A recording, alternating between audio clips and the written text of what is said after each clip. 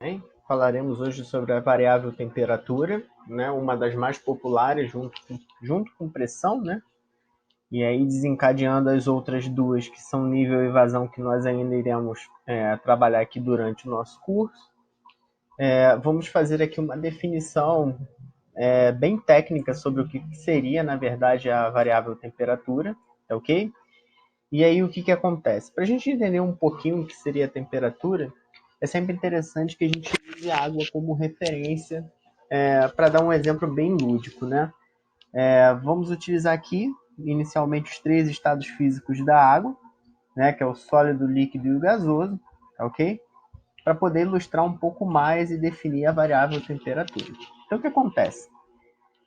Quando a gente tem, na verdade, a água no formato de gelo, né? Ela no estado sólido, nós temos que imaginar que as moléculas que a compõem, né, que seriam essas bolinhas aqui que a gente pode observar pelo slide, que estão representando as moléculas da água, né, aquela proporção de 2 átomos de hidrogênio para cada um de oxigênio, elas estariam muito próximas uma das outras, tá ok? Com uma movimentação mínima. E aí, pelo fato dessas moléculas estarem próximas uma das outras, é que a gente tem a rigidez ocorrendo ali no estado sólido, ok? Bom, e aí vamos imaginar agora que essas moléculas comecem a adquirir movimento e comecem a se separar um pouco mais. Então nós teríamos essas moléculas um pouco mais espaçadas e aí nós teríamos o estado líquido, tá ok? Aonde essa rigidez ela já não é mais constatada. Agora, se essas moléculas elas se separarem ainda mais, elas ficarem bem espaçadas, nós teremos o estado gasoso, tá certo? E aí aonde eu quero chegar com essa história de molécula se deslocando, né, se separando e trocando do estado sólido para o líquido e depois posteriormente do líquido para o gasoso. Porque na definição da física, né, vai dizer que a temperatura é o grau de energia cinética das moléculas, né? Lembrando que energia cinética é energia que gera movimento. Então, na verdade, a energia que vai estimular com que essas moléculas adquiram movimento, se separem, né, justamente será a temperatura, que nós vamos batizar como grau de energia cinética das moléculas. Quanto maior for essa energia, mais movimento essas moléculas terão, tá ok? Maior será a nossa energia térmica, tá ok? Isso numa definição assim bem técnica, uma definição da física, né? Mas basicamente o nosso conceito popular de temperatura é o quente e o frio. Bom, maneiras de você transmitir o calor, tá certo?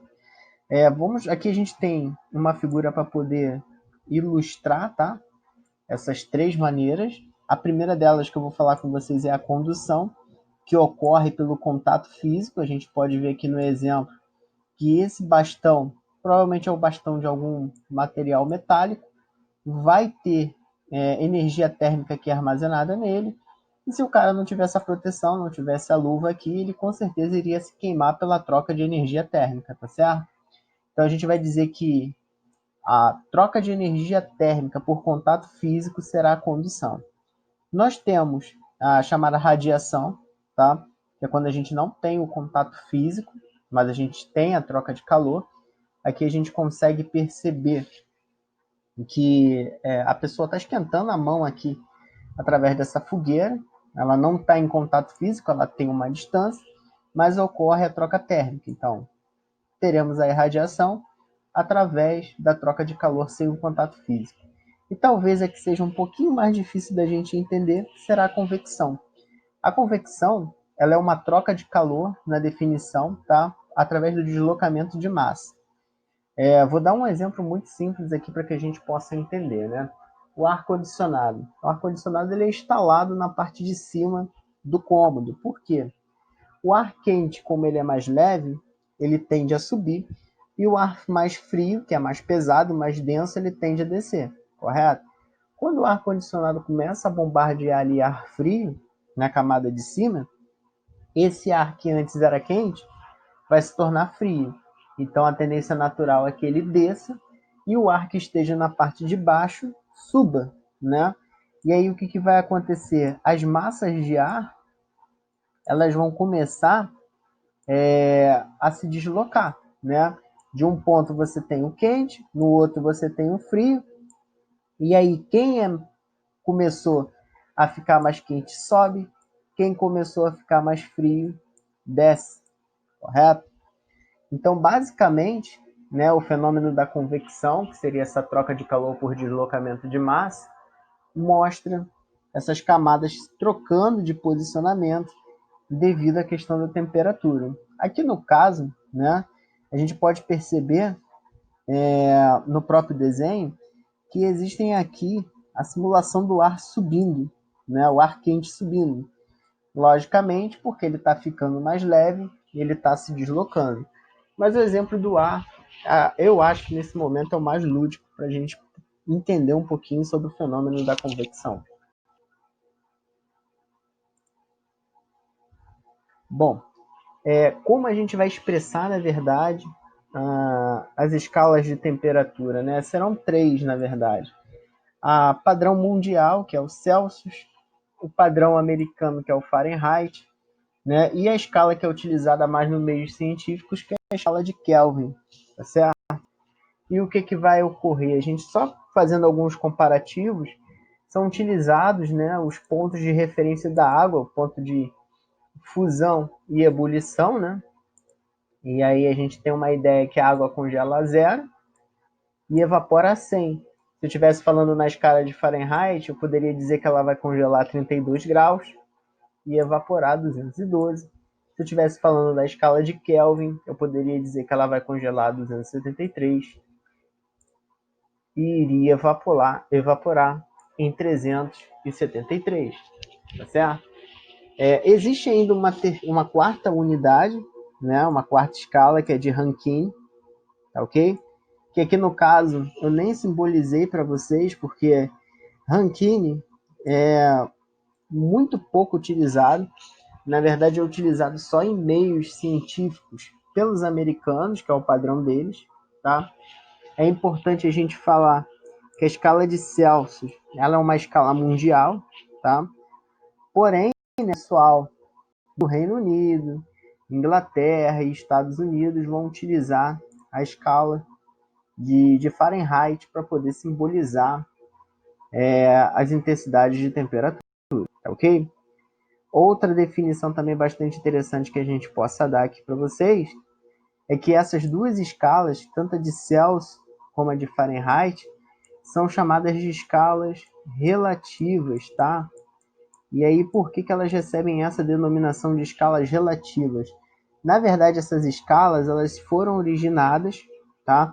Elas se espelharam em outras escalas para poderem serem formadas, né? Então, se vocês forem ver, a escala de Kelvin serviu de suporte para a criação da escala de Celsius e a escala de Rankine, que no caso nem foi posta aqui, serviu de base para a elaboração da escala de Fahrenheit. Se nós formos ver, nesse intervalo aqui na escala, por exemplo, de Celsius, eu tenho 100, né? Indo de 0 até 100.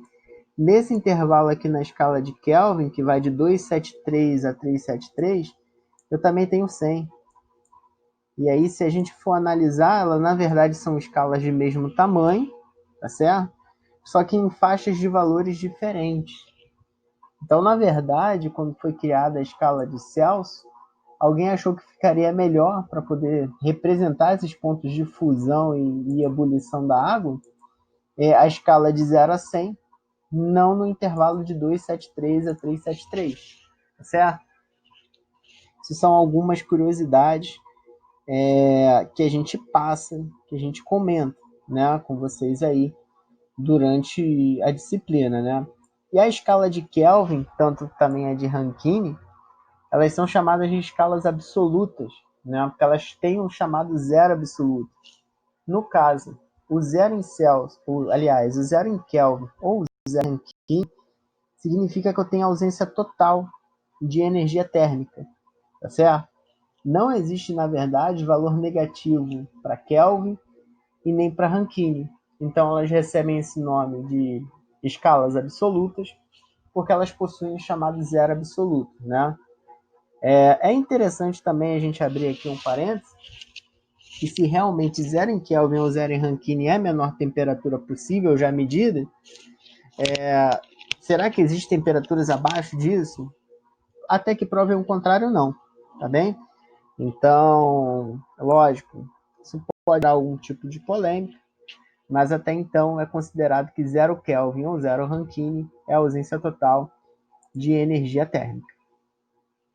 Bom, a gente para por aqui, tá?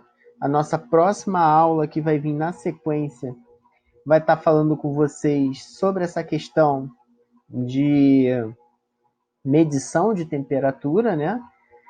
Ficou faltando aqui um detalhe, vou aproveitar agora para falar também com vocês. A fórmula para você poder fazer as conversões estão aqui, as relações, né? C sobre 5F menos 32 sobre 9. Ou ainda, se você quiser trabalhar com o Kelvin, você pode usar essas três relações que estão aqui. Essas relações, eu já de antemão, já aviso para vocês, nós vamos ter uma aula mais à frente para trabalhar a parte algébrica, tá? Para que a gente possa fazer algumas conversões e trabalhar um pouquinho melhor essa parte do cálculo. Inicialmente, aqui nesse conteúdo da aula de hoje, a relação só é mostrada, né? A fórmula para poder fazer a conversão, mas mais lá para frente, ok? Nós vamos ter uma aula só de exercícios para resolver isso daqui, tá ok? Um abraço a todos e até a próxima aula.